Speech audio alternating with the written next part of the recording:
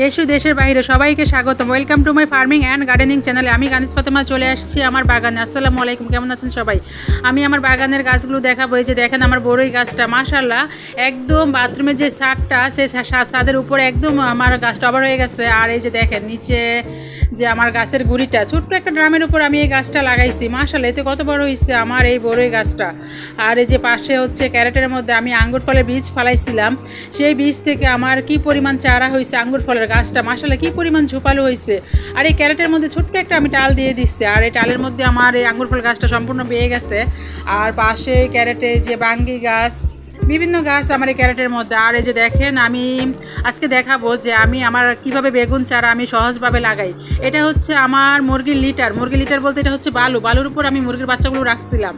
তো এইটা মুরগির মল পরে পচে একদম পারফেক্ট এই বালুটা সার হয়ে গেছে। আর এই যে দেখেন আমার কাজে সহজের জন্য আমি এই যে বেলচা একটা কিনে আনছি। এই বেলচাটা হচ্ছে যে বিল্ডিংয়ে যে কাজ করে রাজমিস্ত্রিরা, সেই বেলচাটাই আমি নিয়ে আসছি আমার কাজে সহজ হওয়ার জন্য। যে ছোট্ট একটা বেলচাতে অল্প অল্প উঠাতে অনেক সময় লাগে, তো এই বেলচাটা দিয়ে আমার দ্রুত কাজটা হয়ে যায়। এই যে দেখেন, আর এই বেলচাটা খুব একটা দাম না, অল্প দামই, সে আমি তাই এটা নিয়ে আসলাম। নিয়ে এসে যে দেখেন কত সহজভাবে আমি এই বালতির মধ্যে মাটিগুলো ভরছি। এই যে দেখেন এগুলো সম্পূর্ণ আমার পারফেক্ট সার, মুরগির লিটার আর বালু। এই আর পাশে হচ্ছে আপনার যে আমি যে কাঠের যে ভুসিটা দিছিলাম ফার্নিচারের দোকান থেকে এনে, সেই কাঠের ভুসিটাই, এটাই হচ্ছে আমার গাছের সার মাটি। এখানে আমি কোনো রাসায়নিক সারই ইউজ করিনি, এটা সম্পূর্ণ আমার মুরগির লিটার বালু, এটাই আমি হচ্ছে আমার গাছের সার হিসেবে আর মাটি হিসেবে আমি ইউজ করছি। এখানে আমি কোনো কিছু ইউজ করিনি। এই যে দেখেন আমার এই বেলচাটিতে দিয়ে অল্পতেই আমার বালতিটা ভরে গেছে, আমার খুব একটা সময় লাগেনি। এই যে দেখেন একদম অল্প সময় আমার বালতিটাও ভরে গেল। তো ছোটো একটা বেলচা এনে এটা দিয়ে যদি আমি উঠাই, এতে তো অনেক সময় লাগে।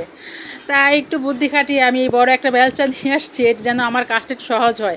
আর এটা দিয়ে আমার মুরগির ঘরটা সাফ করতেও একটু সহজ হয়। এই বড় বেলচা দিয়ে, ছোটো বেলচা দিয়ে বসে বসে সাফ করতে একদম কোমর ধরে যায়। তো ভাবলাম দাঁড়ায় দাঁড়ায় কীভাবে কী করা যায়, তো মাথায় এই বুদ্ধিটা আসলো। আমি এই বেলচা দিয়ে আমি এখন মুরগির ঘর সাফ করি, তারপর হচ্ছে আমার গাছের যে মাটি, সেই মাটিগুলো উঠাই।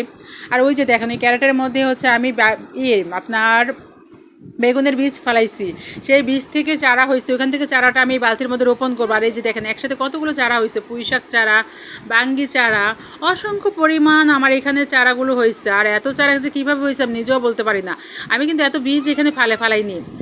তো অনেক চারা এখানে আমার হয়ে গেছে। যে পাশে আলু গাছ দেখা যায়, যে আমি এখন চারাটা উঠাবো। দেখেন এই যে আমার কিন্তু চারাটা খুব একটা হৃষ্টপুষ্ট না, আমার গাছে একটু পোকার আক্রমণ হয়েছে। আমি কোনো কীটনাশকই গাছে স্প্রে করিনি, যার ফলে একটু পোকার আক্রমণ হয়েছে। যে আমি এই চারাটা, বেগুনের যে চারাটা, এটা আমি আমার বালতিতে রোপণ করব। দেখেন খুব একটা কষ্ট নাই বললেই চলে, কষ্ট আছে, কষ্ট নেই তা না, কিন্তু কষ্ট আছে।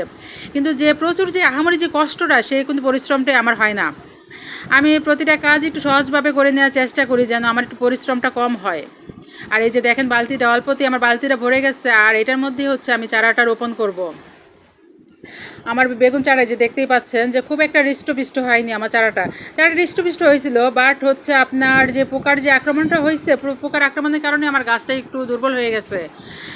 তো আমি এই যে পাতাগুলো পোকার বেশি আক্রমণ হয়েছে, সেই পাতাগুলো আমি ছেটে ফেলে দিব, কেচি দিয়ে কেটে আমি এগুলো ফেলে দিব। আমি এই পাতাগুলো আমি রাখবো না পোকার আক্রমণের। আর এই যে আমার গাছটা সুন্দরভাবে আমি রোপণ করে ফেলছি, এটাতে আমি শুধু একটু পানি দিব, জাস্ট এতটুকুই। খুব একটা খাটনি যে হয়েছে তা কিন্তু নয়, যে আপনারা দেখতেই পাচ্ছেন যে আমি কত সহজভাবে আমি গাছটা লাগাই ফেললাম। আর এই যে দেখেন আমি রোগাক্রান্ত পাতাগুলো কেটে দিচ্ছি। আর যে আপনার যে আগাটা, যে শাখাটা আছে, শাখাটা মাশাআল্লাহ একটু হৃষ্টপুষ্ট, তো আমি সেটাই রেখে দিব। আর এই যে পোকা আক্রান্ত পাতাগুলো আমি ফেলে দিব। আর এই পাতাগুলো আমি এখানে রাখবো না, এখান থেকে আমি দূরে কোথাও ফেলে দিব, যে আমার এই পাতা থেকে যে অন্য কোনো গাছ আক্রান্ত হবে সেটা কোনো চান্সে আমি রাখবো না। আর পোকা আক্রান্ত পাতার নিয়ম কি জানেন? এগুলো আপনার বাগান থেকে দূরে কোথাও ফেলে দেয়া। এই ছিল আমার বাগানের ভিডিও। যদি আমার বাগানের টিপস ভালো লাগে তো অবশ্যই লাইক, সাবস্ক্রাইব, শেয়ার করে দেবেন। ভালো থাকবেন, সুস্থ থাকবেন, আল্লাহ হাফেজ।